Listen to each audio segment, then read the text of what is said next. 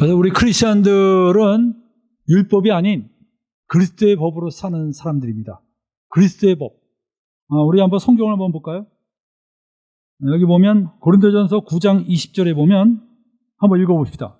유대인들에게는 내가 유대인들과 같이 된 것은 유대인들을 얻고자 하며 율법 아래에 있는 자들에게는 내가 율법 아래에 있지 아니하나 율법 아래에 있는 자 같이 된 것은 율법 아래에 있는 자들을 얻고자 하며 율법 없는 자들에게는 내가 하나님께는 율법 없는 자가 아니요 도리어 율법 아래에 있는 자나 율법 없는 자와 같이 된 것은 율법 없는 자를 얻고자 합니다. 여기서 보니까 사도 바울은 자기는 어디 아래에 있지 않다고 그랬어요? 율법 아래에 있지 않다고 그랬어요. 근데 또 어디 아래에 있다고 그랬습니까? 그리스도 율법 아래에 있다고 그랬어요. 따라서 이 그리스도의 율법은 율법과 같은 걸까요? 다른 걸까요? 달라야죠. 아니 방금 율법 아래에 있지 않다고 그랬고 나는 그리스도 율법 아래에 있다. 이 말은 그리스도의 율법은 그냥 율법과 다른 거예요. 그럼 그리스도의 율법이 뭐냐? 또 갈라디아서 6장 2절을 볼까요? 거기 보니까 뭐라고 나왔습니까? 너희는 짐을 서로 지라. 그래야 그리스도의 법을 성취하라 그랬습니다. 그리스도의 법을 성취하라. 그래서 우리가 이 그리스도의 법이 뭔가? 또 우리 그 다음 페이지를 볼까요? 여기 보니까 우리는 얽매였던 것에 대하여 죽었으므로 율법에서 벗어났으니 이러므로 우리가 영의 새로운 것을 섬길 것이 아니요. 섬길 것이요 율법 조문에 묵은 것으로 아니할지니라. 여기 뭐라 그랬어요? 우리가 율법에서 벗어났다 그랬어요. 율법에서 벗어났다. 따라서 율법으로 신앙생활하면 됩니까? 안 됩니까? 안 됩니다. 율법에서 벗어났는데 그걸로 신앙생활하면 안 되죠. 여러분들 지금까지 신앙생활 어떻게 했어요? 율법으로 했죠. 맨날 뭘 해라, 뭘 하지 말라. 그래서 저도 뭐 옛날에 제자훈련 받을 때 그랬습니다. 딱 이렇게 가면요. 일주일 동안 내가 삶의 체크리스트가 쫙 있어요. 그래서 했냐? 체크. 큐티 몇 번 했냐? 6일 중에 5일 했습니다. 5일. 체크해갖고선 그거 100점 맞은 사람은 목에 힘 딱 줬습니다. 근데 그걸 제대로 못한 사람은 야, 내가 신앙생활 못했구나. 굉장히 위축되고 그랬어요. 그런데 율법에서 벗어났다고 그랬어요. 율법은 딴 게 아닙니다, 여러분들. 해라, 말라, 이런 생활이야. 이게 율법이에요. 어떤 사람은 모세 율법만 율법이죠. 그런데 아닙니다. 사도 바울이 말한 율법은 그 모세 율법을 확장해서 모든 인간의 행위 규정들이 다 율법입니다. 저는 마틴 루터가 쓴 로마서 강해를 보면서 깜짝 놀랐어요. 내가 그렇게 생각하고 있는데 마틴 루터도 그렇게 생각하고 있더라고. 마틴 루터가 쓴 글을 보니까 이렇게 나왔어요. 사도 바울이 말하는 율법 조문은 이 율법 조문이라고 우리나라에서 번역했지만 실제로는 옛 성경에는 이렇게 기록됐습니다. 의문이라고 기록됐어요. 의문. 의식적인 문자. 영어로 보면 레터입니다. 레터가 뭐예요? 문자죠. 그 문자로 신앙생활하는 것에 대해서 이야기를 했습니다. 그래서 이런 문자로 신앙생활하는 데서 이젠 벗어나서 영의 새로운 것으로 하나님을 섬겨야 된다. 그런데 이 바울이 말한 율법 조문, 의문은 율법의 의식적인 부분만을 지적한 것이 아니라 복음이든지 모세의 율법이든지 올바른 생활에 속한 규정에 대해서 가르치는 모든 설교를 다 포함해서 하는 말이라고 얘기를 했어요. 예를 들면 예수님이 오른편 뺨을 치면 어디도 돌려대라 그랬어요. 왼편 돌려대라 그랬죠. 그걸 문자로 받아들이면 어떻게 됩니까? 제가 옛날에 보니까 어떤 영화의 한 장면인데 종교적인 건데 아이가 뺨을 맞고 왔어요. 그래서 막 울면서 오니까 아버지가 물어봅니다. 예수님이 뭐라 그랬지? 그러는 거예요. 그러니까 예수님이 왼편도 돌려대라 그랬다고. 그러면 너 왼편 돌려댔어? 라고 하니까 얘가 그런 거야. 그러니까 아버지가 화를 내는 거예요. 너 왜 예수님 말씀대로 안 사냐고. 그러면서 걔를 끌고 때리네 찾아갑니다. 여러분들 어때요? 아름답습니까? 소름 끼치죠? 여러분들 문자로 하나님을 섬긴다는 게 얼마나 메마른 건가. 주님이 말씀하신 그 원래 의미를 모르고 문자로 하나님을 따른다는 게 얼마나 위험한 건가를 아주 단적으로 보여주고 있어요. 여러분들 루터는 뭐라고 그랬냐면 이게 전부 심지어 예수님이 하신 말씀조차도 그걸 문자로만 붙잡고 있으면 올바른 신앙이 아니라는 겁니다. 그것은 하나님의 은혜의 영이 임하지 않는다면 그것도 역시 헛된 율법 조문에 불과하다라고 얘기했어요. 맞습니다. 우리는 영의 새로운 것으로 섬겨야지 문자로 섬기는 사람들이 아닙니다. 그러면 그리스도의 법을 어떻게 정의하느냐? 여러분들 그리스도의 법은 참 정의하기가 어렵습니다. 저도 이것 때문에 얼마나 고민을 많이 했는지 몰라요. 그래서 저는 이 정의가 유일하게 맞다라고 주장하지 않습니다. 그냥 제가 성경에서 사도 바울이 말한 그 어떤 그 그리스도의 법을 나름대로 정의한 겁니다. 여러분이 뭐 다르게 해도 돼요. 근데 이 범위를 안 벗어날 거예요, 아마. 뭐냐 하면 그리스도의 법이란 뭐냐? 예수님을 나의 주님으로 삼고 나의 삶의 표준으로 삼아서 믿음과 성령으로 순종하고 본받아가는 그 법이 바로 그리스도의 법입니다. 이 속에 뭐 들어갈 거 다 들어갔어요. 좀 그러니까 어지럽는데 한마디로 머리에 쏙 안 들어오는데 한마디로 예수님을 표준으로 삼는 그 삶입니다. 어떤 문자를 표준으로 삼는 게 아니라 예수 그리스도의 표준으로 삼는 그 법이에요. 그런데 야고보는 그리스도의 법이라는 말을 사용 안 하고 자유의 율법이라는 말로 사용했습니다. 여러분이 어떤 단어를 사용하든 똑같은 개념입니다. 그 당시에 사도들은 전부 믿음이 뭔가를 알았어요. 그들은 엄청난 믿음의 비밀을 깨달았거든요. 그래서 그들은 그게 그리스도의 법으로 묘사되든 아니면 자유의 율법으로 묘사되든 간에 공통점이 믿음으로 우리가 무엇을 이룰 수 있다는 걸 다 공유한 사람들이에요. 그래서 사도 바울이 예루살렘에 나타나서 내가 전하고 있는 복음에 대해서 쫙 얘기했을 때 모든 사도들이 네 말이 맞다. 그런 이유가 뭐냐? 그들은 믿음의 비밀을 알았기 때문에 그래요. 저는 오늘 우리가 이 믿음의 비밀을 깨닫기를 원합니다. 여러분들 그리스도 법을 알기 위해서 먼저 율법주의를 먼저 알아야 되는데 율법주의라는 게 뭐냐? 율법주의는 율법의 행위로 의롭다함을 얻으려고 하는 사상입니다. 이것은 우리나라 모든 교회가 동일해요.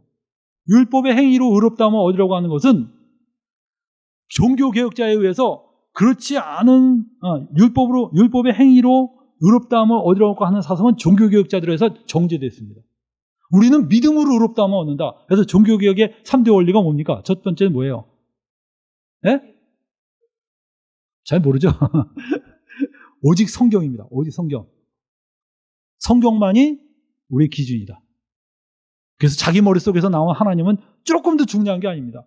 저는 우리 교회에 어떤 형제가 와서 제가 생각하는 하나님은 그래서 그 생각하는 하나님은 필요 없다 그랬어요. 성경에서 말하는 하나님, 그분이 중요한 거지 내가 만든 하나님은 그 우상입니다. 여러분들 정말 그 율법의 행위로 의롭다함을 얻으려고 하는 그 사상은 이미 종교개혁자들에서 정제됐어요. 그래서 종교개혁자들의 첫 번째 원리가 오직 성경, 두 번째는 뭐냐? 오직 믿음입니다. 우린 믿음으로 의롭다함을 얻는다. 하나님의 은혜로 믿음으로 의롭다함을 얻는다. 그리고 세 번째는 모든 그리스도인은 다 제사장들이다. 왕 같은 제사장이다. 이건데 그렇기 때문에 이거는 모든 한국교회가 다 인정을 해요. 근데 두 번째 거를 인정 안 합니다. 두 번째 거가 문제예요. 두 번째 거는 뭡니까? 율법의 행위로 의롭다함을 유지하려는 사상. 이것도 율법주의예요. 근데 많은 한국교회들이 구원은 믿음으로 받지만 믿고 난 이후에는 무엇으로 신앙생활 할 것인가? 율법으로 신앙생활 해야 된다라고 말하고 있습니다. 이게 율법주의예요. 그래서 여러분들 사도 바울은 갈라디아서 5장 4절에 이렇게 얘기했습니다. 갈라디아서 5장 4절 한번 읽어볼까요? 율법 안에서 의롭다함을 얻으려 하는 너희는 그리스도에서 끊어지고 은혜에서 떨어진 자로다. 야, 이 무서운 말을 했어요. 어떻게 하려는 자는 그리스도에서 끊어진다고요? 많은 사람이 이걸 예수님 처음 믿을 때만 적용하라는 거예요. 아닙니다. 여기 성경에 있는 많은 부분이 예수 믿고 난 뒤에도 계속 이어지는 건데 많은 사람이 예수님 처음 믿을 때만 딱 적용하고 그 외에는 이 말씀 해당이 없어 라고 생각하는데 그게 아니라 율법 안에서 의롭다 함을 얻으려고 하는 것도 잘못이지만 의롭다 함을 얻은 것을 그대로 율법으로 유지하려고 하는 것도 잘못이라는 거예요. 그게 율법주의입니다. 갈라디아 교회가 그렇게 됐어요. 갈라디아 교회가 믿음으로 구원받았거든요. 근데 이 갈라디아 교인들이 유대인들이 막 내려오더니 야 너희들 신앙생활 뭘로 하냐 그랬더니 우리 예수님 묵상하면서 하는데 그거 아니야 율법 지켜야 돼 하면서 율법을 쫙 들이댔어요. 그러니까 거기에 보니까 많죠. 안식일 지켜라 11조 내라 굉장히 많지 않습니까? 이걸로 신앙생활하다. 그러니까 또 그럴싸하거든. 지금까지 뭔가 좀 추상적인 것 같았는데 또렷하잖아. 뭘 해라 뭘 하지 마라 돼지고기 먹지 마라 소고기 먹고 막 착착착착 하니까 뭐가 되는 것 같아. 그래서 갈라디아 교인들이 그걸 받아들였거든요. 그리고 할례 받아라. 할례 딱. 그러니까 바울이 그 소식 듣고선 깜짝 놀라갖고 흥분해서 쓴 게 갈라디아서입니다. 그러면서 너희들은 그리스도에서 끊어져 나간다는 거야. 왜? 뭐 때문에? 율법으로 의롭다면 어디로 가니까? 루터는 아주 표현을 잘했어요. 어느 개가 고기를 물고 있어요, 이렇게. 이게 실체거든요, 고기가. 근데 딱 물을 보니까 물 속에 비슷한 개가 하나 있는데 고기를 딱 물고 있는 거야. 오, 저 고기가 커 보여. 그래서 이 개가 그 고기를 먹기 위해서 입을 벌리고 뛰어들었어요. 그 순간에 어떻게 됩니까? 예? 고기가 떨어져 나가죠. 그러니까 다 잃어버리는 거예요. 갈라디아 교인들이 마치 이와 같다는 거예요. 실체를 잃어버린 거야. 그림자를 쫓기 위해서. 그래서 여러분들 율법주의에서 벗어나야 되는데, 율법주의가 되면 어떻게 되냐? 신앙생활이 이렇게 됩니다. 먼저 자기의. 율법주의가 뭐예요? 전부 다 자기 노력 아니야. 여러분들 끊임없이 뭘 들어요? 여러분 이렇게 살면 안 됩니다. 똑바로 합시다. 여러분들 전 수련회 갈 때마다, 어렸을 때도 수련회 가면 어때요? 수련회 가면 막 가슴이 뜨거워지죠. 막 강사가 그냥 나가서 싸우자 이기자 그러면 그냥 뭐 세상을 우리는 이길 수 있습니다 이러면서 그냥 뭐 아멘 이러면서 애들이 막 울부짖어. 그리고 그냥 막 세상은 와라 내가 때려눕히겠다 이러놓고 딱 나가면 그 다음날 다 뻗어 있어요. 다 쓰러져 있어. 못 이겨. 이 율법은 자기의예요. 내가 내 노력으로 내 힘으로 내가 해갖고 내가 잘난 거야. 자기의입니다. 그러다 보니까 특징이 뭐예요? 율법의 특징이 자기 자랑이에요. 요만큼만 있으면요 자랑해요. 성경 하루에 10장씩 읽는 사람은요 꼭 물어봅니다. 사람들한테 몇 장씩 읽냐고. 그래서 나 반 장씩 읽는다 그러면 예람 때나마 제가 10장씩 읽습니다. 기도 4시간씩 하는 사람은 꼭 물어봐요. 새벽 기도 나가는 사람은 새벽 기도 나가냐 물어보고. 그거 왜 그래요? 자꾸 왜 물어봐 그거. 예? 인간들은 전부 자기 자랑에 빠져 있어요. 그래서 여러분들 이 어린애가 이렇게 알통 보이죠? 이게 보자 대단해요? 인간의 모습이에요 저게. 내 알통 봐 이러는데 하나님 보실 때 귀여우면 다행인데 귀엽지가 않아요. 저 모습이 귀여운 게 아니야. 그냥 이걸로 교만하고 너 알통이 왜 그 정도냐? 이 정도는 돼야지. 그게 인간의 모습입니다. 그 다음에 여러분들 정죄예요. 또 자기는 잘하고 있는데 못해봐. 얼마나 야단치는지 몰라.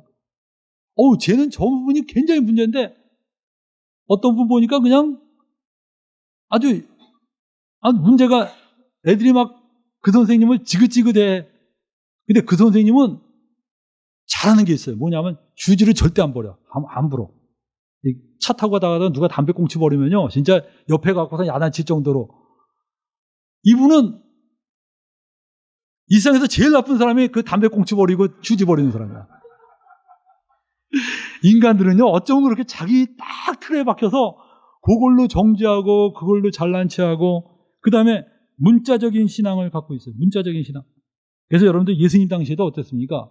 예수님이 38년 된 병자를 고쳤어요. 38년이나 누워있었던 사람이야. 그 사람들로 침대 들고 가라고 그랬으면 이 사람은 어때요? 침대 들고 가는 게 일입니까? 찬양입니까? 세상에 38년 동안 누워있었는데 그걸 들고 가라니까 얼마나 기뻐. 근데 그거 들고 왔다고 바리새인들이 깜짝 놀라면서 안식일인데 네가 일을 해? 누가 이런 일을 시켰냐? 그러니까 이 사람이 뭐라 그랬어요? 나 고친 사람이 이거 시켰다. 그러니까 네 고친 사람이 누구냐? 예수다. 그러니까 죽여야 될 사람으로 목록에 올렸어요. 왜냐? 안식일을 범했다는 거예요. 왜냐? 안식일은 뭐라 그랬어요? 일하지 말라 그랬거든. 그러니까 이게 실체를 못 잡으니까 이 한심한 일을 하는 거예요. 그러니까 예수님이 그랬잖아요. 너희들 안식일에 선을 행하는 것과 악을 행하는 것 어느 게 옳으냐? 이렇게 손이 굽혀진 사람이 있어요. 이 사람 고쳐야 돼요? 말아야 돼요? 예? 이 사람 지금 안 만나면 못 만나. 예수님이 그 SNS가 없었던 시절에 그냥 한번 지나가면 그냥 만날 길이 없어요. 어디 있는지도 몰라 지금. 예수님 지금 안 고치면 어떡해? 근데 예수님이 그러잖아요. 이 사람 지금 고쳐야 되냐 안 고쳐야 되냐 하니까 다 입을 다물고 있는 거예요. 고쳐야 됩니다 그랬다간 완전히 안식일을 범하는 사람이 되거든. 그러니까 예수님이 막 안타까워했어요. 그래놓고 일어나라 그랬더니 네 손을 펴라. 핀 거예요. 여러분들 실체를 안 붙잡고 신앙생활 하니까 이렇게 꼬이는 거예요. 그 다음에 교만합니다. 바리새인들 어때요? 기도하러 올라갔어요. 근데 세리하고 같이 기도하러 올라갔어요. 세리하고 같이 올라가니까 뭐라고 합니까? 바리새인이. 하나님, 저는 11조를 내고 일주일에 이틀씩 금식하고 난 이 부분만 읽을 때마다 가슴이 떨려요. 일주일에 이틀을 매주 일주일에 이틀씩 금식한대.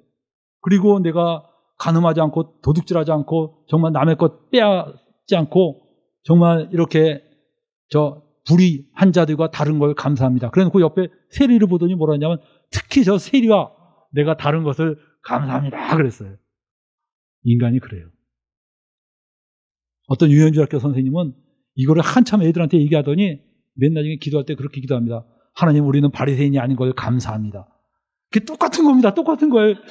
항상 비교해서 남보다 좀 나은 것처럼 보이게 하려는 거 있죠.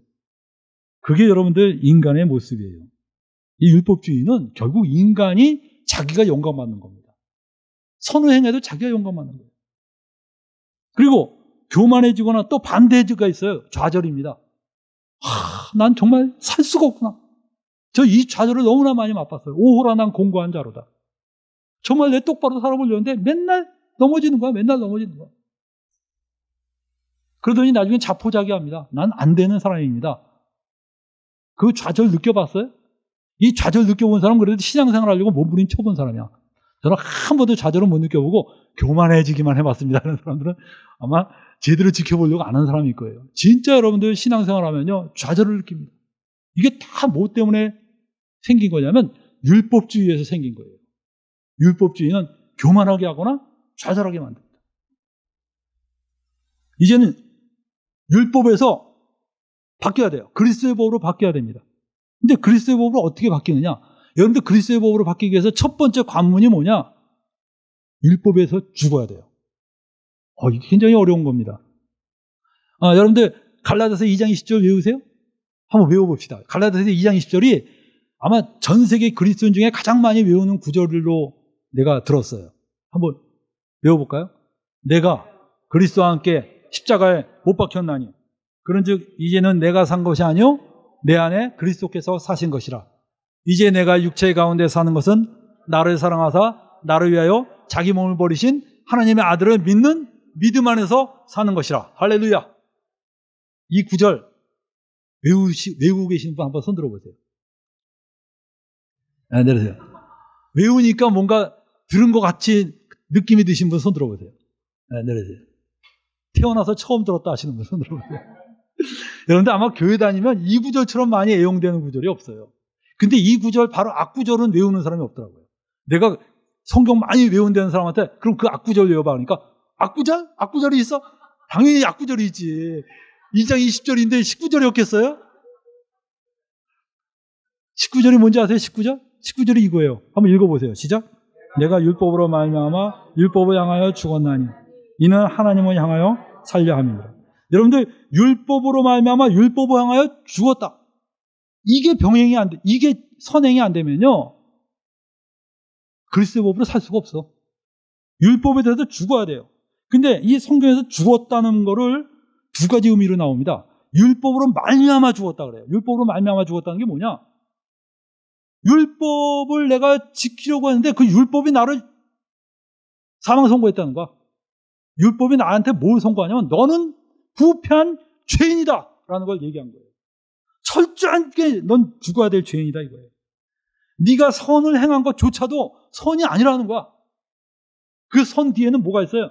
자기 자랑이 들어있는 교만이고 그 속에 자기가 하나님 되고 싶어하는 아주 건방진 마음이 들어있다는 거예요. 그래서 여러분들 이 율법으로 말미암아 죽지 않은 사람들 보면요 굉장히 겉으로 대단해요. 예를 들면 검소하고 소박하고 우리 인간들 존경하는 사람들이 누구예요? 간디, 공자 선생님, 대단한 사람 많잖아요. 그죠? 근데 그게 하나님이 보실 때는요 아주 가증한 겁니다. 힌두교인들은 화가 날지 모르지만 하나님 보실 때는 하나님이 뭐라 그러냐? 인간은 다 아주 선행하는 자는 하나도 없는데 다 죄인이라고 그랬어요. 근데 그들은 겉으로 나타난 게 너무 멋있게 보이니까 사람들이 존경하는 거야. 하나님은 아실 거예요. 네가 존경받을 만하다고? 내가 너 다 안다. 우리 인간의 속속들이를 다 드러내는 게 하나님이십니다. 근데 율법이 우리를 죽이는 거예요. 너는 죽어야 될 죄인이라는 거야. 율법으로 말미암아 우리가 율법을 향해서 죽을 수밖에 없는, 그리고 율법의 저주가 나에게 퍼부어지고 있어요. 그래서 나는 율법으로는 의롭게 될 수 없다는 이 존재에 대한 자각이 있죠. 인간이 죄인이라는 그 아주 철저한 죄인된 자각, 그 자각이 없이는 그리스도의 법을 못 잡습니다. 여러분이 내가 노력이 부족해서 그렇지 노력만 하면 돼. 전 그런 사람들 진짜 노력 안 해봐서 그래요. 아무튼 전교에서 거의 꼴찌하는 애가 제가 노력 안 해서 그렇지 노력만 하면 전 전교 1등 할 수 있어, 이런 애들은 전교 1등의 그 경지를 몰라서 그래요. 제가 옛날에 어떤 애 보니까 이거 뭐 그냥 또 말이 장황해지는데 전교 2등이 1등 한번 해보려고 막 몸부림을 치는데 1등 하는 애가 있으면 얘는 맨날 노는 척이에요. 아유, 난 어제 막 TV만 딜이 봤더니 뭐 공부 하나도 못했네 이러면서 막 연막을 치면서 뒤에서 목숨을 걸고 공부한 거야. 근데 기말고사를 쳤는데요, 총점 1점 차이로 또 2등 했어요. 그러니까 얘가 거의 이성을 잃더라고요. 이성을 잃어갖고 나한테 딱 오더니 선생님 저 오늘부로 자퇴합니다. 그래서 내가 왜 자퇴해? 그랬더니 막 울더니 말을 안 해서 왜 자퇴해? 너 공부도 잘하는데 전교 2등 잘하잖아요. 근데 얘가 막 울더니 자기 자퇴하겠대. 왜 그러냐 했더니 1등. 자기도 평생에 1등 한번 해보고 싶은데 걔한테 1등을 못하는 거야. 근데 300등 하는 애가 제가 노력 안 해서 그렇지 노력만 하면 저 1등 할 수 있어. 이거는 뭐예요? 예? 그때 뭐라 그래야 돼? 넌 안 돼! 그러면 안 되죠. 그래, 노력해. 노력을 해봐야 알아. 인간들은 정말 형편없는 죄인인데 맨날 자기가 노력 안 해서 노력만 하면 의롭게 살 수 있다고 생각해요. 진짜 노력해보라는 거야. 루터처럼 몸부림 쳐보고 빵 한 조각하고 물 한 모금으로 일주일 살아보고 딱딱한 나무 베개 베고 자고 돌 위에서 굴러보고 한번 그렇게 살아봐, 진짜. 그래서 인간이 정말 의롭게 될 수 있는가? 깨져야 돼요, 거기서. 율법에 대해서 죽어야 됩니다. 그래서 하나님 앞에서 하나님, 전 못합니다. 전 못해요 라고 선언할 때 비로소 빛이 열리는 거예요. 비로소 빛이 비치는 거야. 두 번째는 뭡니까?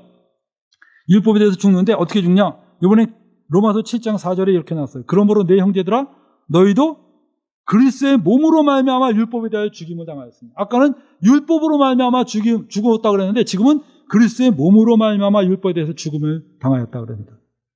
이거는 뭐냐? 예수 그리스도께서 그래서 우리를 율법에서 건지기 위해서 십자가 달려 죽으셨어요. 죽으시면서 어떻게 하셨냐? 우리를 그리스도와 함께 십자가에 못 박히는 이 놀라운 일을 하신 겁니다. 그래서 예수님과 연합되어서 죽게 하신 거예요. 그 죽음의 그 연합의 비밀을 거듭나기 전에는 알 수가 없습니다. 그래서 사람은 율법에서 언제 벗어나냐? 거듭나야지 벗어나요. 거듭나지 않으면 자기 힘으로 난 율법에서 해방됐습니다 선언해봤자 해방된 게 아니야.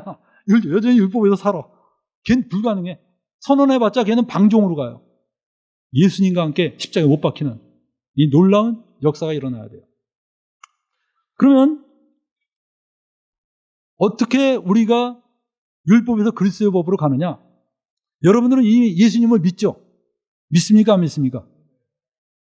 여러분 예수님을 믿는다는 거 이렇게 보면 됩니다. 여러분 안에 이미 성령이 계셔요. 어떤 사람은 저는 방언을 못하는데 성령이 있을까요? 그런데 전혀 그거하고 관계없습니다. 여러분이 예수 그리스도 부활을 믿고 있다는 것 자체가 이미 여러분 안에 믿음이 생긴 거예요. 생겼어요? 안 생겼어요? 예? 저는 깜짝 놀랐어요. 이런 믿음이 내게 있다는 것은 성령이 내 안에 계시다는 증거예요. 가장 확실한 증거야, 그게. 내 안에 예수님이 내가 부활하신 걸 정말 확고히 믿고 있고, 천지가 하나님이 창조하신 거 확고히 믿고 있고, 예수님이 부활하셔서 승천하신 것도 확고히 믿고 있어. 그건 내가 무슨 과학적으로 따져서 믿은 게 아니야. 어느 날 나한테 그 믿음이 왔어. 성령이 내 안에 계신 거예요. 그래서 이미 여러분은 예수 그리스도와 함께 십자가 못 박혀 죽은 사람입니다. 이건 여러분이 나 아니에요 그래도 나 아니라고 해서 아닌 게 아니라 이미 확실한 사실이야. 우리가 이 바탕하에서 우리가 어떻게 살아야 되냐? 믿음으로 살아야 되는 겁니다. 그래서 우리가 율법에서 벗어나서 올바로 살려면 어떻게 사냐? 믿음으로 살아야지만 우리는 율법에서 벗어난 삶을 제대로 살 수 있는데, 여기 보니까 성경 읽어봅시다. 믿음이 오기 전에 우리는 율법 아래에 매인바 되고 계시되의 믿음의 때까지 갇혔느니라. 여기서 믿음의 때까지 갇혔느니라 그러니까 때가 있으니까 여러분이 이것은 어떤 시기적으로 어떤 걸 의미하나 보다라고 생각하는데, 실제로 원어에 보면 때라는 말이 없습니다. 계시되의 믿음까지 갇혔느니라 이렇게 나왔어요. 이같이 율법이 우리를 그리스도에게로 인도하는 초등교사가 되어 우리로 하여금 믿음으로 말미암아 의롭다함을 얻게 하려 함이라. 믿음이 온 후로는 우리가 초등교사 아래에 있지 아니하도다. 여러분들 예수를 이미 믿죠? 믿어서 이미 율법에서 해방된 사람인데, 여러분의 신앙생활이 율법으로 신앙생활 또 하는 사람들이 있어요. 그러니까 피곤한 거예요, 여러분. 우리가 믿음으로 구원받았으면 그 다음에 믿음으로 살아야 됩니다. 그래서 이 초등교사라는 말을 아주 굉장히 재밌게 썼는데, 이렇게 보면 돼요. 그런 말 많이 듣죠? 이제 예수를, 우리가 예수 믿기 전에는 힘이 없어서 율법을 못 지켰는데, 예수님을 믿어서 그 예수님이 주신 힘으로 율법을 열심히 지킵시다! 이런 사람이 있어요. 말이 굉장히 그럴싸해요. 그죠? 굉장히 그럴싸한데, 그건 마치 뭐가 같으냐면, 사도 바울이 지금 이 말을 합니다. 네가 지금 초등학교에 다녔는데, 이 초등학교 다니다가 어디로 갑니까? 초등학교에서. 중학교로 가죠. 근데 얘가 초등학교 때 너무 공부를 못했어요. 한이 맺혔어. 그래서 중학교에 갔어요. 중학교에 간 이유는 뭡니까? 중학교에 간 이유가 초등학교 때 초등학교에서 공부 잘하기 위해서다라고 말하는 사람이 있어요? 중학교에 지나간 이유, 초등학교에서 전교 1등 하기 위해서. 말이 안 되잖아요. 얘가 중학교로 지나간 다음에 중학교에서는 전교 1등 한 거야. 그때 얘가, 난 초등학교 때 전교 1등 못한 게 한이 맺힌다. 그래서 얘가 중학교를 중퇴하고 다시 초등학교로 들어가. 여기서 전교 1등 했어. 그럼 어때요, 여러분들? 잘한 겁니까? 못한 겁니까? 예? 그게 말이냐, 방구냐, 이러죠? 정말 그게 있을 수 없는 얘기를 하냐? 실제로 여러분들, 우리가 율법 아래에 있어서 율법 아래에서 죄인이 되었고 형편없는 삶을 살았어요. 근데 믿음이 왔어. 그러니까 이게 초등교사가 되어서 우리를 이렇게 인도했다는 거예요. 그러면 뭡니까 이제? 이걸로 살아야 돼, 이걸로. 근데 엉뚱한 얘기 하는 거예요. 이제 믿음이 생겼으니까 이 믿음으로 다시 율법을 열심히 지켜서 삽시다. 이건 무슨 이상한 논리가 됐어. 여러분들, 그게 아니라 이젠 믿음이 온 후로는 초등교사 아래 있지 않아요. 그래서 여러분은 어떻게 살아야 되냐? 믿음으로 사는 법을 배워야 됩니다. 저도 그걸 배우면서 이 놀라운 세계라는 걸 깨달았어요. 이 믿음으로 사는 세계가 이 놀라운 세계인데 전부 다 우리 율법으로 살았구나. 기가 막히게 살았구나. 어떤 믿음입니까? 믿음이 하나님의 아들을 믿는 믿음이죠. 갈라디아서 2장 20절에 뭐라 했어요? 내가 육체 가운데 사는 것은 나를 사랑하사 나를 위하여 자기 몸을 버리신 하나님의 아들을 믿는 믿음 안에서 사는 것이다. 하나님의 아들을 믿는 믿음 안에서 사는 거다, 이거. 하나님의 아들을 믿는 믿음 안에서 사는 것. 근데 이게 킹 제임스 버전에는 이렇게 나왔습니다. 하나님의 아들을 믿는 믿음 안에서 산다고 얘기하지 않고 하나님의 아들의 믿음으로 사는 것이다, 이렇게 나왔어요. 하나님의 아들의 믿음으로 사는 것이다. 이 원어에도 보니까 논란이 되겠더라고요. 그래서 번역본에도 상당히 많은 부분은 하나님의 아들을 믿는 믿음이라고 번역했고, 아주 일부는 하나님의 아들의 믿음으로 번역했어요. 근데 저는 하나님의 아들의 믿음이나 하나님의 아들을 믿는 믿음이나 결국은 의미가 같은 개념입니다. 뭐냐 하면 내가 믿는 믿음이 아니에요. 내가 믿습니다. 믿습니다. 요거 그런 믿음이 아니고, 그런 믿음은 믿음이 아니야, 그거는. 이건 내 암시야, 내 암시. 내 체면이고, 믿습니다. 이러고서 자기가, 이건 내 암시야.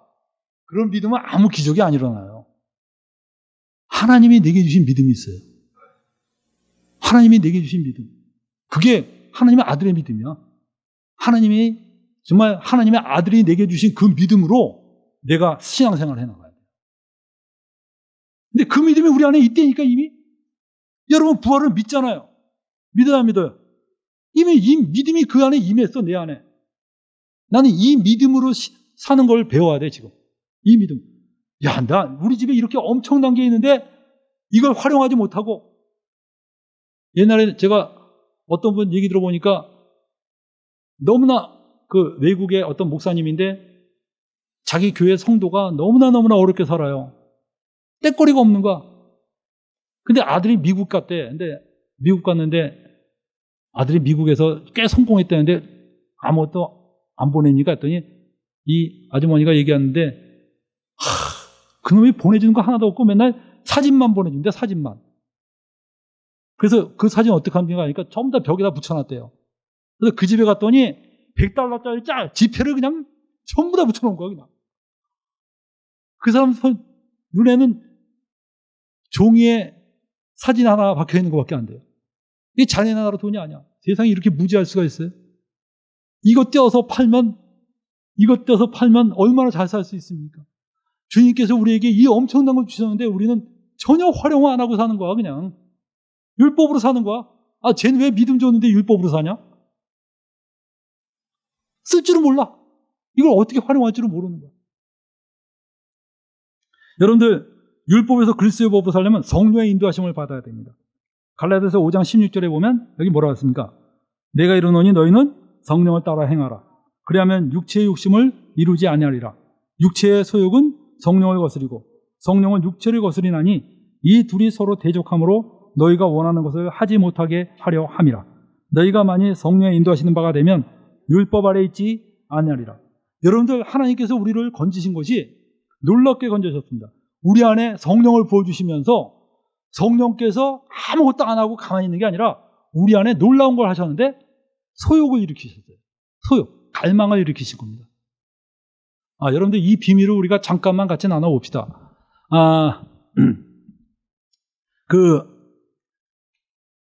제가 아는 선생님 한 분이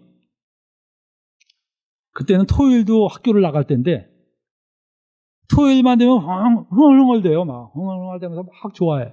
그래서 왜 이렇게 기분이 좋으냐 그랬더니 토요일만 되면, 주말만 되면 선생님들 몇 명이 모여서 고스톱을 한대요. 저 미사리 쪽에 가서 고스톱을 하는데 5만 원 딱 걸고 하는데 그 5만 원 걸고 한 다음에 정말 나중에 돈 나오면 그걸로 이제 막 이렇게 맛있는 거 먹고 그러는데 너무 재밌다는 거야. 근데 오늘이 그날이라는 거야. 아무튼 막 돼. 그래서 내가 아유, 세상에 저렇게 사는 사람도 있구나. 난 진짜 고스톱이 재미가 없더라고.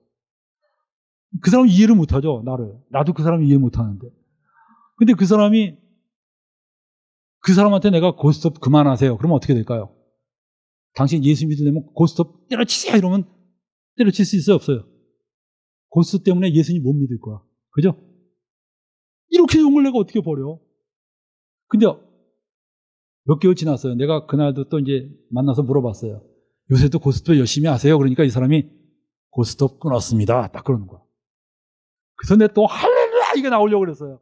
드디어 당신이 예수 믿었군요. 그러면서 어떻게 고스톱 끊었냐 그랬더니 이 사람이 마작이 더 재밌더만. 마작이 재밌는 거 깨닫고 나서부터 고스톱 끊었다는 거야. 야, 그럼 그렇지. 인간은요, 뭐가 더 재밌으면 끊어. 덜 재밌는 걸 끊어. 만약에 하나님이 우리에게 의지에만 호소했다 그래봐요. 야, 너 고스톱 좋아하니? 끊어라. 끊지 않으면 너 구원 못 받는다. 그러면 얘가 막 끊으려고 몸부림치면 두 종류가 생깁니다. 하나는 뭐냐? 의지가 강한 사람. 의지가 약한 사람. 의지가 약한 사람은 뭐예요? 딱 30분 끊어요. 30분. 의지가 강한 사람은 한 달을 가, 한 달. 똑같아. 하나님 보실 땐 똑같아요. 의지가 강한 사람이나 의지가 약한 사람이나 길이의 차이만 있지 똑같아. 근데 의지가 약한 사람이나 의지가 강한 사람이나 똑같이 열심히 하는 게 있어요. 뭐냐? 지가 좋아하는 거. 의지가 약한 사람도요, 게임하는데 밤을 새더라고. 제 공부하는데 30분도 못 앉아있는 애가 게임하는데 그냥 막 밤을 새고 밥 주는 것도 제대로 안 먹고. 왜 그래요? 좋으니까 끌려가는 거야. 좋으니까. 근데 여러분들, 하나님께서 우리에게 야, 너 이거 다 끊고 똑바로 살면 내가 성령 부어줄게. 그러지 않았어요. 인간이 그걸 못해. 그러니까 인간은 뭡니까? 하나님 앞에 그냥 굴복하는 거야. 주님, 내가 하나님이 아니고 난 죄인입니다. 나를 불쌍히 여기셔서. 그럼 주님이 뭐라 그래? 됐다. 그 정도까지만 해라. 그래 놓고선 베스트 드레스 가져와. 베스트 드레스. 발음도 잘 안 된다. 베스트 드레스 가져와. 그리고 뭐냐? 가락지 가져와. 그 다음에 또 뭐야? 잔치 벌려. 이게 나오는 거예요. 그냥 거지가 돌아오니까, 탕자가 돌아오니까. 여러분들은 여러분 안에 성령이 부어질 때 그 마음속에 과거에 내가 좋아했던 게 왜 저런 쓰레기를 좋아했을까? 느낌이 딱 온다니까? 내 안에 새로운 세계가 열린 거예요. 예수 믿는 게 가장 즐거운 거야. 예수 믿는 게 너무 즐겁고 기뻐. 그래서 내가 수련회 때 막 애들이 성령 세례 받고 충만하고 막 기쁘니까 놀라운 일이 벌어졌는데요. 주일날에 교회를 딱 갔더니 교회당 앞에 애들이 잔뜩 모여있어. 얘들 맨날 지각하던 애들인데, 아니, 이 문 열기 전에 잔뜩 모여있어서 왜 있냐 했더니 이 예배 드리는 시간만 기다렸다는 거야. 여러분들 수련회 끝나면 대부분 어떻게 되냐? 수련회 때 막 굉장히 뜨거운 것 같은데 그 다음 주일에 가면 썰렁해요. 애들이 왜 안 오냐 했더니 수련회 때 너무 피곤해서 안 왔대. 그건 뭐예요, 수련회가? 은혜 못 받은 수련회야, 그건. 은혜 받으니까요, 애들이 새벽같이 오더라고. 그리고 예배 드리는 게 그냥 막 즐거운 거야, 즐거운 거. 바뀐 거야, 내 마음이 바뀐 거야. 주님은 우리에게 성령을 부어주십니다. 그리고 성령의 인도하신 바가 될 때 너희는 율법 아래 있지 않다는 거예요. 맨날 뭘 해야 된다, 뭘 하지 말아라, 이걸로 따라 사는 게 아니라 성령이 임하면요, 내 안에 기쁨으로 드려지는 거야. 맨날 헌금 내기 싫어하는 사람한테 헌금 내자 뭐 이러지 말고 딱 그 안에 믿음이 생기니까 기쁨으로 막 재산을 그냥 막 아낌없이 드리는 거야. 왜냐? 내 안에 기쁨이 있으니까. 여러분들, 율법에서 우린 그리스도의 법으로 바뀌어야 되는데, 율법으로 살면 어떻게 돼요? 율법으로 살게 되면 내 능력이 됨으로 자랑하게 됩니다. 믿음으로 살면요, 하나님의 능력이 됨으로 자랑하지 않습니다. 에베소 2장 8절 9절 한번 읽어봅시다. 다 같이 시작. 너희는 그 은혜에 대하여 믿음으로 말미암아 구원을 받았으니 이것이 너희에게서 난 것이 아니요 하나님의 선물이라. 행위에서 난 것이 아니니 이는 누구든지 자랑하지 못하게 합니다. 많은 사람이 이 구절 외우고 있죠. 근데 이 구절을 언제만 적용하냐? 처음 예수 믿을 때만 이 구절을 적용해요. 이게 실수한 겁니다, 여러분들. 처음 믿을 때만 나는 은혜로 믿음으로 구원받았습니다 라고 얘기하는데, 그 이후도 은혜에 의하여 믿음으로 사는 거예요. 은혜에 의하여 믿음으로 살면서 날마다 주님의 구원을 체험하는 겁니다. 이걸 왜 예수 믿을 초기에만 적용하고 그 다음은 없습니까? 그러니까 여러분들이 율법으로 사는 거지. 없으니까. 우리는 예수 믿고 난 이후에도 은혜에 의하여 믿음으로 사는 사람들이에요. 은혜에 의하여 믿음으로 사는 사람이야. 할렐루야! 그래서 여러분, 믿음으로 살면요, 어떤 일이 벌어지냐? 자, 여러분들 인터넷 딱 보죠? 인터넷 보면 뭐가 많이 나와요? 음란물이 많이 나옵니다. 그죠? 그럼 막 음란물 클릭하고 싶어요? 클릭하고 싶지 않아요? 여기서 또 말할 수가 없어, 그냥. 다 점잖게 앉아있지만, 클릭, 막 이런. 근데 어떤 형제가 자기는 음란물을 정말 6개월 동안 한 번도 클릭 안 했대요. 어때요? 존경스러워요? 존경스럽지 않아요? 아마 자매들은 그게 뭐가 존경스럽나 그럴까? 남자들이 정신 나간 사람들이구만. 근데 여러분들, 왜 그래요? 이 사람이 왜 그런 말을 할까? 정말 클릭하고 싶은데 참고 살았어요. 그럼 어때요? 클릭하고 싶은데 참고 살았어. 그럼 어떻게 되죠? 네? 사리가 생긴다. 놀랐습니다. 그래서 중들이 사리가 생긴 거예요. 그런데 그걸 클릭하고 싶은데 참고 살면 뭐 하고 싶으면 자랑하고 싶어져요. 사람들한테 너 클릭하니? 다 물어봐요. 난 안 하거든? 자랑하고 싶어요. 근데요, 믿음이 생기면 클릭하고 싶지가 않아. 이게 놀라운 경계예요. 클릭하고 싶지가 않아. 그러니까 자랑하고 싶을까요? 안 자랑하고 싶을까요? 한번 물어봅시다, 여러분. 여러분 도둑질하지 않고 사는 거 자랑하고 싶은 사람 손 들어보세요. 네? 난 도둑질하지 않고 사는데 그게 너무 자랑스럽다 그런 사람 손 들어보세요. 없죠?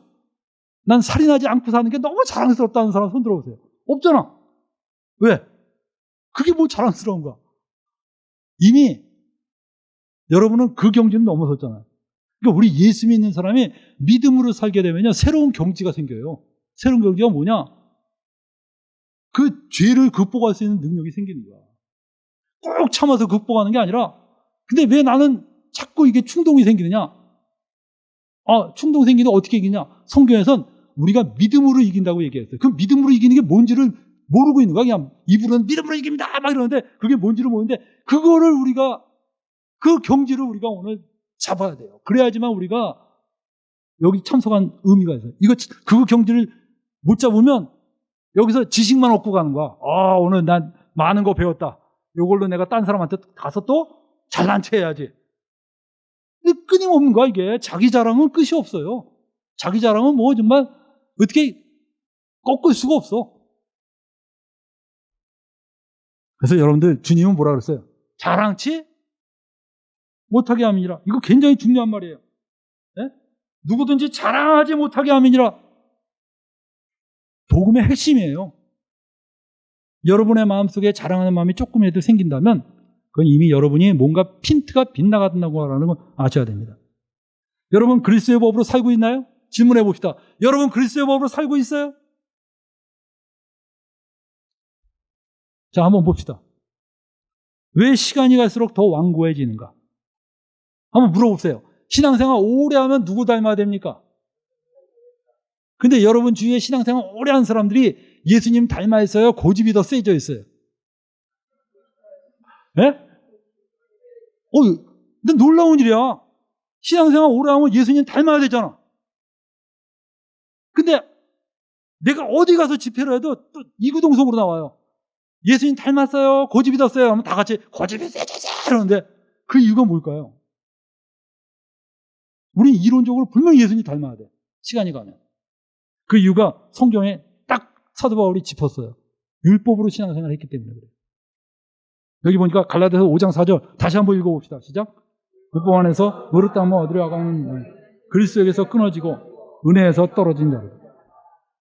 왜 시간이 갈수록 더 세속적이 됩니까? 예수 오래 믿으면 거룩해지고 더 세속을 버리고 천국을 갖고 와야 되는데 죽는 그 순간까지도 아이고 정말 빨리 이번에 집이 당첨돼야 할 텐데 돌아가시는 그 순간까지도 붙잡고서 못 놓는 거예요. 왜 세속적이 되느냐? 예수 그리스도를 붙들지 않기 때문에 그래요. 여기 보면 아무도 꾸며낸 겸손과 천사 숭배를 이유로 너희를 정죄하지 못하게 하라. 그가 그 본 것에 의지하여 그 육신의 생각을 따라 헛되이 과장하고 머리를 붙들지 아니하는지라. 예수님을 붙들지 않는 그 신앙생활은 전부 핀트가 빗나간 겁니다. 여러분들 아마 신앙생활하면 그렇게 생각할 거예요. 막 무슨 일 그냥 막 사역을 쫙 늘어놓고 그게 아주 굉장한 일 생각하는데 주님은 그럽니다. 머리를 붙들지 않는 건 전부 빗나가는 거예요. 빗나가는 거예요. 세속적인 거예요. 그게 얼뜻 보면 거룩해 보이고 얼뜻 보면 대단한 일 같이 보여도 하나님 보실 때는 세속적인 일을 그냥 종교적인 포장 씌워서 적당히 열린 것밖에 안 돼요. 믿음으로 살지 않으면 어떻게 되느냐? 믿음으로 살지 않으면 이렇게 돼요. 왕관 자기가 쓰려고 그래요. 한번 읽어봅시다. 처음에 뭘 추구해요? 자기를 추구하죠. 그 다음에 자기를 추구하는 게 뭐냐면 막 일들을 막 벌려서 일들 많이 벌리면 뭐예요? 네? 내가 인도에 가서 그냥 막 대단한 일을 했어. 그리고 잠잠히 있어요? 어떻게 해야 돼요? 그 다음에 네? 네. 그 다음에 사람들한테 발표해야 되죠? 간증거리 추구합니다. 자기 영광 추구합니다. 타인을 정죄하죠. 그 다음에 교만하죠. 아집에 쌓이죠. 은혜가 없는 삶 살고 세속화되고, 이게 전부 다 믿음으로 살지 않으면 이렇게 돼요. 그래서 저 사람 들어보면 대단한 일을 한 것 같은데 만나서 보면 완전히 고집쟁이고 그냥 막 세속화되어 있고, 일은 대단한 것 같은데 왜 그래요? 믿음으로 안 사는 거야. 그냥 그 사람은 그냥 종교적인 사람이에요.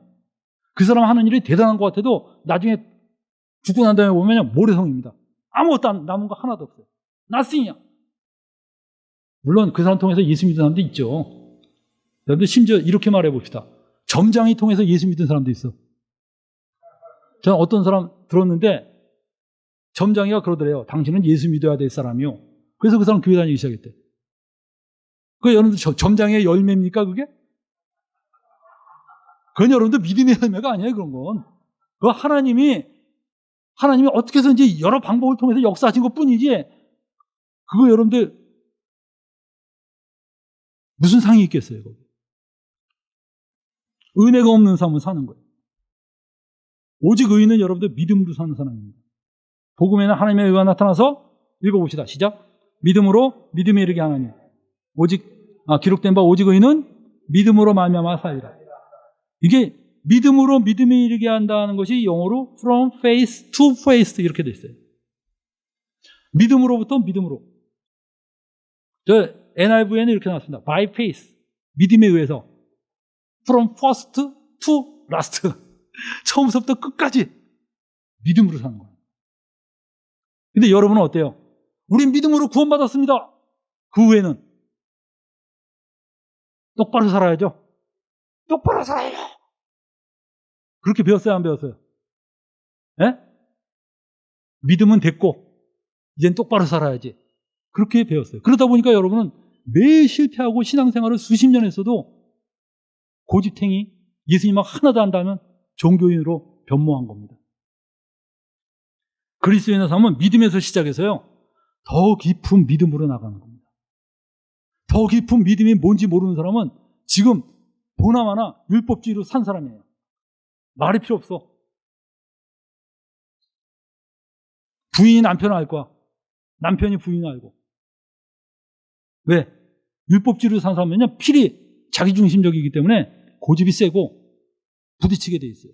겉으로는 굉장히 종교적으로 거룩하게 살 수는 있을지 모르지만 궁극적으로 그 안에는 자아가 들어있어요. 여러분, 믿는 게 하나님의 일입니다. 예수님이 뭐라 그랬죠? 한번 읽어봅시다. 그들이 묻되 우리가 어떻게 하여 하나님의 일을 하오리까? 예수께서 대답하여 이르시되 하나님께서 보내신 일을 믿는 것이 하나님의 일이니라. 믿는 게 하나님의 일이다. 저는 옛날에 이때 이렇게 생각했어요.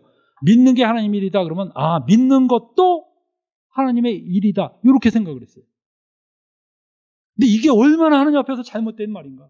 믿는 것도 하나님의 일이 아니라 믿는 것이 하나님의 일이야. 나머지는 하나님의 일이 아니야. 나머지 하나님의 일이 아니에요. 그러면 내가 전도하는 거 이런 거 하나님의 일이 아니 그런 거 내가 믿는 것에서 나오면 하나님의 일이고 믿는 것이 아닌 그냥 전도하는 건 그냥 율법적인 거예요. 그거. 믿음에서 헌신이 나오고 믿음에서 봉사가 나와야 됩니다.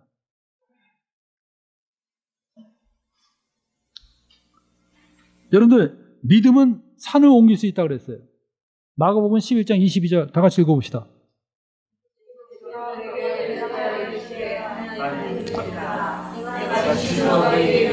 누구든지 이 산을 얻으려 바다에 던지라 그 말은 것이 이루어지지 않고 마음에 준하지 않고 그대로 여러분들 저 마가복음 11장을 읽어보면 아주 재미있는 게 나옵니다. 예수님이 예루살렘 입성한 다음에 무화과나무를 봤어요. 무화과나무에 열매 이파리가 많이 열렸는데 이렇게 보니까 열매가 없는 거예요. 그래서 예수님이 무화과나무를 저주하셨습니다. 그러니까 이 나무가 말라 비틀어 죽었어요. 자, 이걸 가지고 여러분들 설교하라면 뭘 설교하겠어요? 제가 중국 가서 형제들한테 물어봤어요. 이걸 가지고 설교하면 뭘 설교합니까? 했더니 열매가 있어야 됩니다. 이구동성으로 열매 없는 사람은 저주받아야 마땅합니다. 여러분들 예수님의 그 생애를 내가 보면서요. 예수님의 그 마태, 마가, 누가, 요한복음 네 복음서에서 예수님이 마지막 돌아가시기 일주일 동안의 그 사건을 기록해 놓은 게 십자가 사건 빼고 그것까지 집어넣으면 너무 많고 그거 빼고 예수님이 일주일 동안 행적하신 것이 20%가 넘어요. 20%가. 3년 동안의 기록을 모아놓은 책에서 일주일 동안의 기록이 20%를 차지하고 있다는 거 뭘 의미할까요? 예? 전 그 일주일 동안의 행적을 계속 다시 한번 확인했어요. 이건 마치 뭐 같으냐면 3년 동안 고등학교 생활 쭉 하다가 수능 일주일 남겨놓고 선생님이 마무리 완전히 쪽집게 과외를 하겠다. 그거 하신 거야 예수님이. 그 쪽집게 과외를 하신 게 일주일이에요. 그 일주일 동안 예수님이 뭘 가르치셨냐. 예수님은 지금 자 월요일이야. 금요일날 돌아가셔. 예수님 알고 계시거든. 금요일날 돌아가실 거. 근데 제자들은 이게 마냥 태평이야. 예수님하고 한 10년 100년 살 것처럼 살고 있어.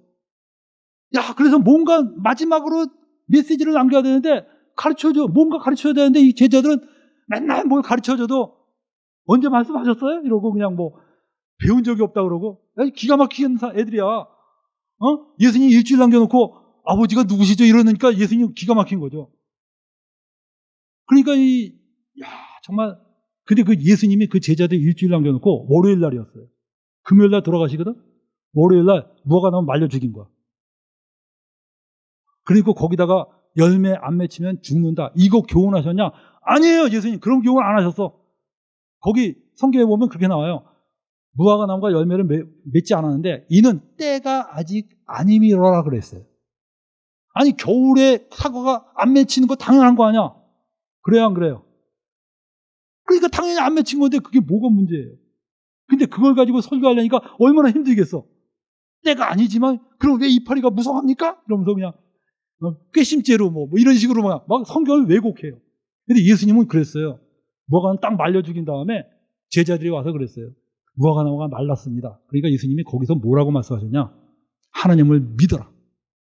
너희가 믿으면 이 산을 들어서 바다로 던질 수도 있다. 예수님이 무화과 나무 비유해서 우리에게 가르쳐 주신 게 딱 하나예요. 믿으면 뭘 할 수 있는가를 가르쳐 주신 거야. 믿으면 뭘 할 수 있는가? 그거 가르쳐 주신 거야. 거기서 무슨 열매 얘기가 왜 나와? 예수님 꺼내지도 않았는데. 믿으면 이런 경지에 올라갈 수 있다는 거야. 자, 한번 생각해 보세요. 자, 이 산을 내가 들어서 옮겨. 산을 믿음으로 옮겨. 근데 여기에 뭐가 더 필요해요? 믿음 말고 또 필요한 거 있어요? 어떤 사람이 그래도 삽질이라도 하면 보탬이 안 될까요? 여러분들 산을 들어서 내가 옮기고 있는데 믿음으로 옮기고 있어요. 믿음으로. 근데 여기서 내가 삽질을 하면 어떻게 될까요? 도움이 되겠어요? 안 되겠어요? 네? 아니 크레인으로 할 때도 옆에 삽질하는 거 귀찮은데 크레인이 아니고 이게 산이 들어가고선 바다로 던지는데 거기서 무슨 삽질이 필요하냐고. 그게 뭘로 들어서 옮겨요? 믿음으로. 근데 믿음이 하나님의 일이 아니야. 지금 산을 들어서 옮기는 사람 앞에서 그 정도 일 갖고선 부족합니다. 그럼 어떻게 해야 됩니까? 삽질을 하셔야죠. 이러면서 옆에서 호미로 옮겨서 넘긴다고 그래요. 여러분들 믿음이 하나님의 일이에요. 예수님이 그걸 가르쳐 주신 거야. 일주일 남겨놓고. 예수님이 그래요.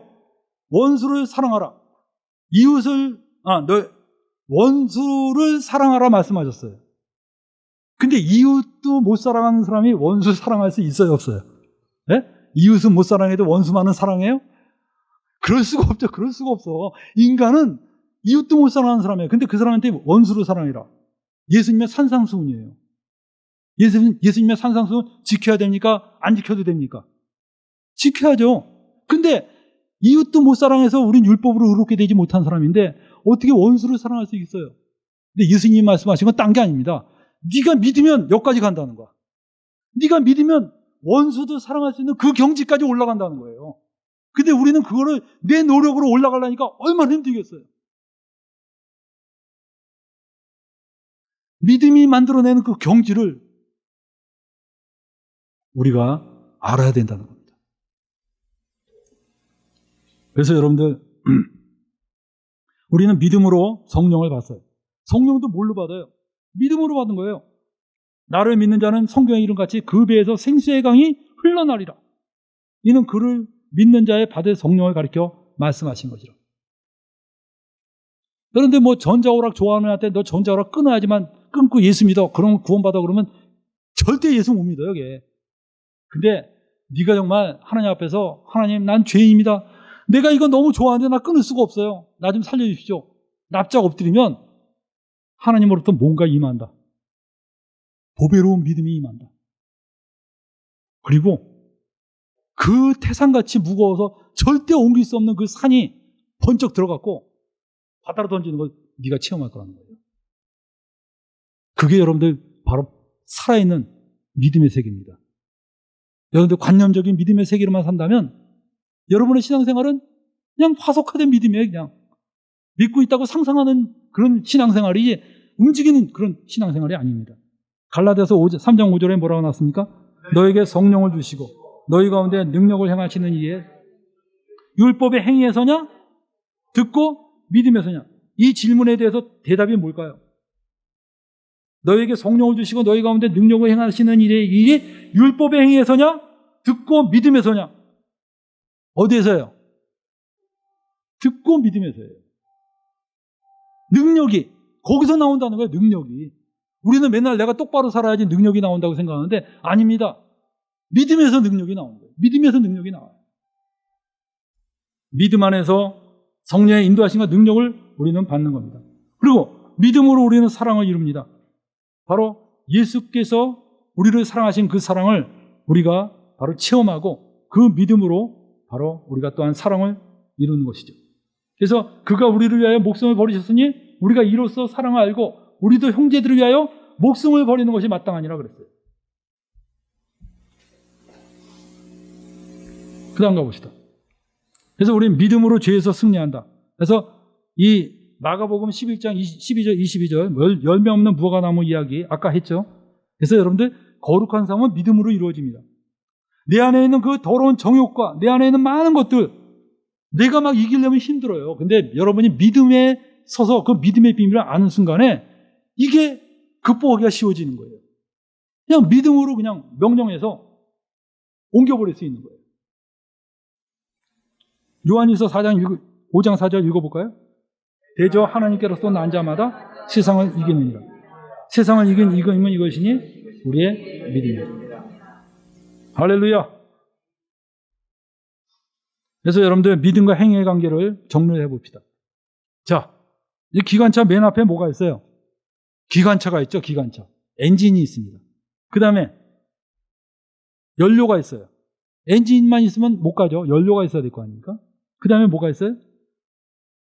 객차가 있습니다. 이 순서가 이렇게 돼요. 맨 앞에 예수 그리스도가 있어요. 우리의 신앙생활은 바로 이겁니다. 예수 그리스도가 있고 그 다음에 뭡니까? 믿음으로, 그분을 믿음으로 살면 그 다음에 뭐가 따라와요? 행위와 사역이 따라오는 겁니다. 이거 뒤집어 놓으면 될까요? 안 될까요? 행위와 사역으로 그게 믿음이고 그 믿음을 가졌을 때 예수님이 날 따라온다. 이렇게 생각하면 이제부터는 굉장히 어려워지는 겁니다. 여러분들. 이 기차가 거꾸로 가려면 얼마나 힘들겠어요. 근데 너무나 많은 사람이 거꾸로 기차를 이동시키려고 하고 있어요. 믿음과 행위의 관계가 뭡니까? 한번 요걸 정리해 봅시다. 믿음은 뭘 낳죠? 행위를 낳습니다. 행위 없는 믿음은 가짜입니다.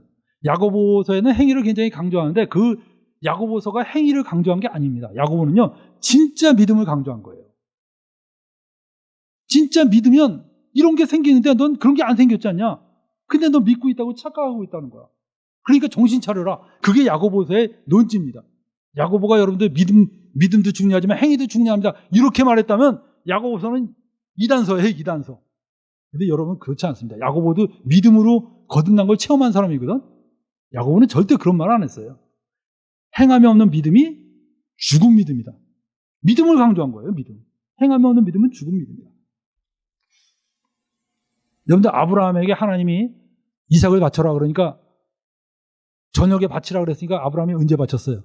한 달 뒤에 바쳤어요? 1년 뒤에 바쳤어요? 예? 그 다음날 아침 새벽에 떠났어요. 어떻게 그럴 수 있죠? 친아들 바치라는데 여러분에게 만약 자식 바치라 그래봐요. 그럼 어떻게 될까요? 아마 한 달 동안 울부짖으면서 기도하면서 취소해달라든지 아니면 뭐 여러 가지 뭐 하나님께 몸부림칠 겁니다. 근데 아브라함은 그런 과정이 없어요. 저녁에 바치라니까 새벽에 그냥 끌고 갑니다. 그게 뭐냐? 히브리서에 이렇게 나왔습니다. 하나님께서 자기 아들을 다시 살려놓을 거로 믿었다고 그랬어요. 그러니까 믿음이 있으니까 그렇게 행동이 빠른 거야. 믿음이 있으면 행동이 나옵니다. 믿음이 있으니까 헌신이 나오죠. 믿음이 있으니까 드리는 거야. 그 다음에 거꾸로, 그럼 믿음이 없는 행위는 뭡니까? 이건 위험한 율법주의입니다. 율법주의. 많은 사람이 그냥 행위만 가지고선 만족하고 살아요. 내가 그래도 전도하지, 내가 뭐 이런 사역도 하지, 내가 뭐 여러 가지 정말 많은 일들을 하고 있는데 이 정도면 꽤 괜찮은 거 아니야? 라고 생각하는데 믿음에서 나온 게 아니면요 전부 자기 자랑에 불과합니다. 모래성입니다. 그 다음에 그래서 믿음과 행위는 동전의 양면 같은데 이 순서가 바뀌면 안 됩니다. 믿음이 앞면이고 그리고 행위가 뒷면이어야 돼요. 둘이 뗄래야 뗄 수 없는 관계지만 반드시 선후가 있어야 되는데 믿음이 우선입니다.